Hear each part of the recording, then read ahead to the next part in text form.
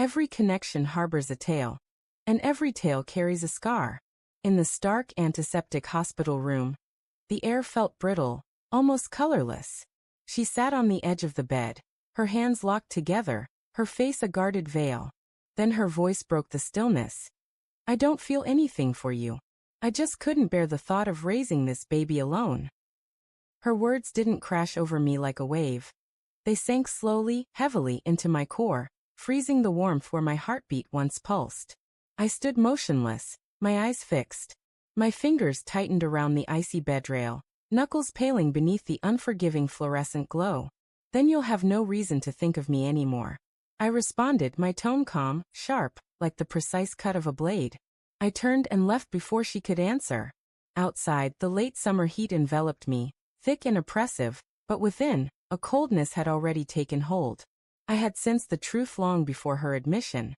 The fleeting distance in her touches, her eyes that never held mine. The phone once left casually on the counter now always hidden away. I'd attributed it to the strain of pregnancy, the weight of an uncertain future. Yet deep inside, I knew I'd been replaced. Still I stayed. I painted the nursery walls with care, attended every medical appointment, brewed chamomile tea for her restless nights. I believed love meant perseverance. I thought the child was mine. Her cold, deliberate words forced me to question whether my dedication had been nothing more than her convenience. When the doctor's office called, requesting I stay after the next visit for something critical, I assumed it was routine, perhaps another ultrasound. I never anticipated the call that would dismantle my final thread of denial. It began subtly. A hairbrush left on the bathroom counter. I carefully plucked a single strand and tucked it into an envelope. A coffee cup she'd neglected to wash. I cleaned it, preserving the straw in the same envelope. I wasn't driven by fury. Anger clouds judgment. I craved clarity.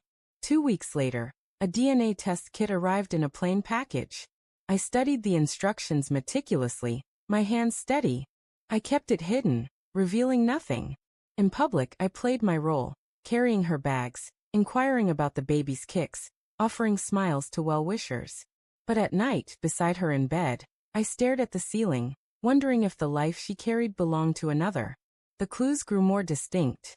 Her texting behind the locked bathroom door, the hesitation before answering simple questions, the quick smile at her phone before she secured it. Suspicion solidified into conviction, waiting only for confirmation. The call came at 3:14 p.m. Mr. Hale, we have your results, the voice said.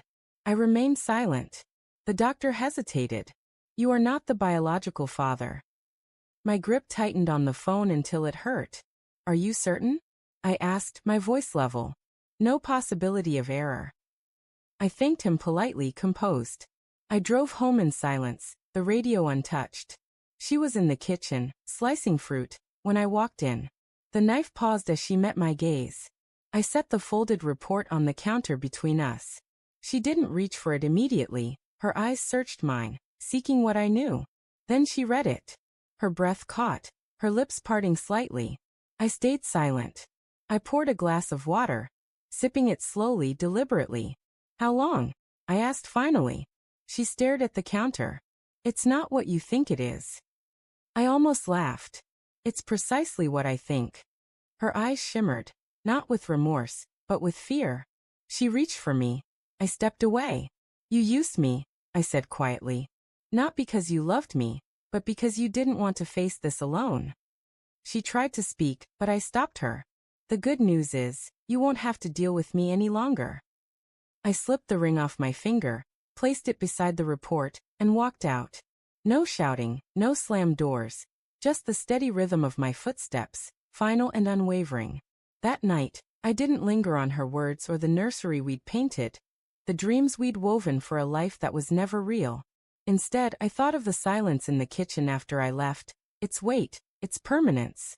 Betrayal doesn't always burn. Sometimes it freezes, encasing you until you can break free, unscathed. I did. I never went back. Not for her, not for the child, not for the illusion of our shared life. Some truths shatter you.